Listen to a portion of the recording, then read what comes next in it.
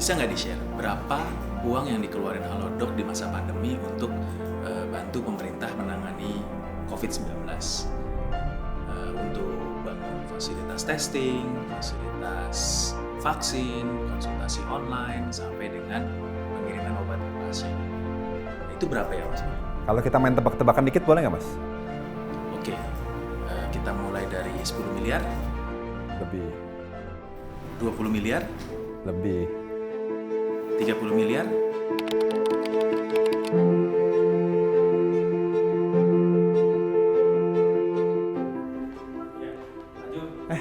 Mas Adit, gimana kabarnya Mas? Ngobrol-ngobrol apa nih kita? Jadi Halodoc sendiri itu dibangun tahun 2016 atas satu panggilan, memudahkan akses kesehatan. Waktu itu kita berawal dari pelajaran bahwa di Indonesia ini cuma ada 3 dokter per 10.000 populasi. Kalau berbanding dengan tetangga kita, misalnya Singapura tuh ada 30 dokter per 10.000 populasi, yang kalau kita lihat kan posisi kita masih sangat sedikit ya. Itu panggilan awal kita.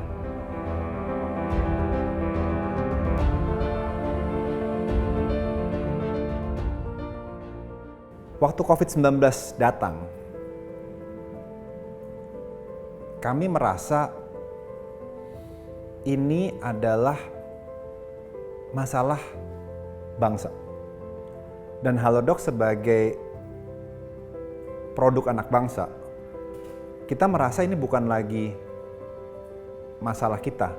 Ini benar-benar panggilan untuk memenangkan untuk bangsa Indonesia waktu itu. Jadi benar-benar kasar yang ngomong saat itu saya udah bilang ini perang antara manusia menghadapi makhluk yang nggak kelihatan, yaitu virus. Saya pernah positif COVID di awal, sebelum vaksin itu ada. Jadi pengalaman itu sedikit memberikan pelajaran atau pengalaman untuk saya melihat kebutuhannya. Karena sebagai pasien COVID, saya merasa, wah saya beruntung, saya bisa kontak dengan dokter. Saya beruntung saya bisa dapat obat dengan mudah. Karena kebetulan saya punya koneksi dan konektivitas langsung. Tapi saya yakin gak banyak orang yang punya seperti ini. Itu yang saya merasa dengan adanya teknologi, dengan adanya kerjasama yang baik dengan ribuan dokter, dengan adanya kerjasama yang baik dengan ribuan apotek dan dalam hal itu juga laboratorium, kalau kita kerjasama baik ini pasti akan punya dampak besar. Kebetulan Halodoc ada di tengah ini semua, jadi saya boleh menyuarakan kenyataan yang ada bahwa kita ini punya modal dasar gotong royong yang harus kita syukuri, karena bangsa Indonesia sih jelas gotong royong itu menjadi modal dasar untuk kita melewati masa-masa berat COVID-19 ini. Jadi karena panggilan kita adalah memudahkan akses kesehatan dan COVID-19 yang tidak memberikan ruang untuk orang bergerak dapat akses kesehatan, itu benar-benar panggilan kita nyata untuk kita laksanakan. Jadi kita masuk ke dalam dan sangat dalam segala macam bentuk, itu karena panggilan kita itu.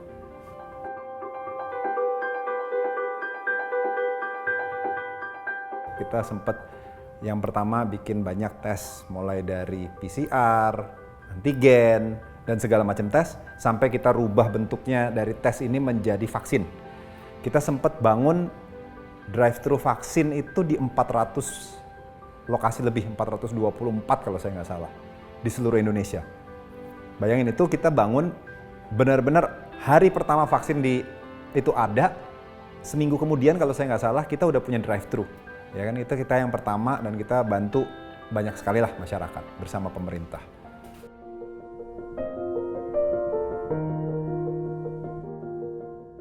Karena kalau boleh saya sebut, para pelaku kesehatan ini banyak yang sifatnya harus saya sebut panggilan. Kalau bukan panggilan, nggak banyak loh orang yang mau datang untuk ketemu sama pasien yang sakit yang kita belum tahu loh ini cara nyembuhinnya gimana. Kalau kita lihat waktu itu banyak sekali dokter yang bahkan pakai jas hujan waktu belum ada hazmat. Itu kan panggilan.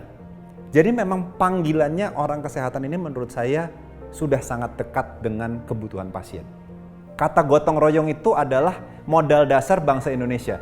Jadi waktu kita bikin aktivitas telemedicine, kita dapat ribuan dokter per hari ya mau gabung di Halodoc.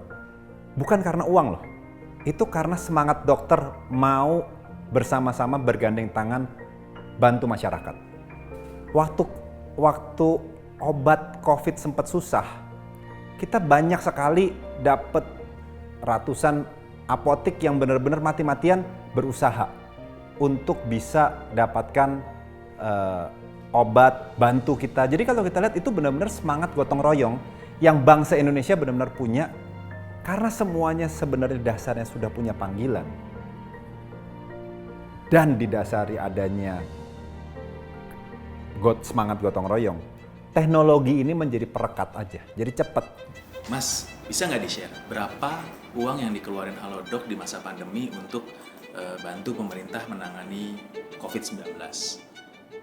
Untuk bangun fasilitas testing, fasilitas vaksin, konsultasi online, sampai dengan pengiriman obat ke pasien. Nah, itu berapa ya Mas? Kalau kita main tebak-tebakan dikit boleh nggak Mas?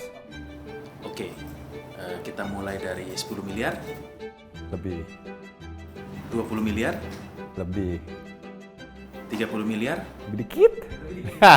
Ya kira-kira segitulah ya. Kalau ngelihat ya memang kalau kita lihat puluhan miliar ya, kalau tadi kita sebut bahwa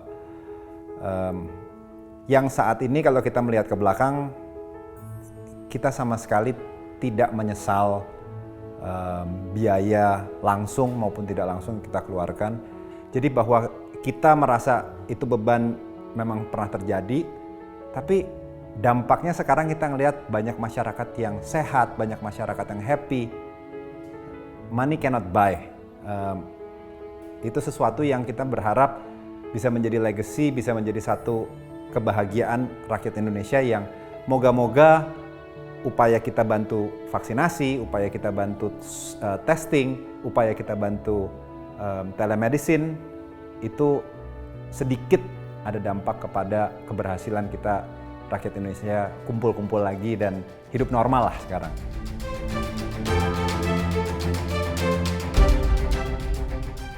Saya punya mimpi besar untuk memudahkan akses kesehatan untuk bangsa yang besar ini. Ada 270 juta jiwa di Indonesia yang pada waktunya pasti semua orang akan ada kebutuhan kesehatannya. Mimpi besar kami adalah untuk kita bisa menjadi bagian dari kemudahan kesehatan untuk seluruh rakyat Indonesia. Dan saya berharap mimpi besar Halodoc yang ingin ikut berpartisipasi dalam kemudahan akses kesehatan ini bisa berjalan beriringan dengan langkah pemerintah dalam mengentaskan tantangan kesehatan di Indonesia.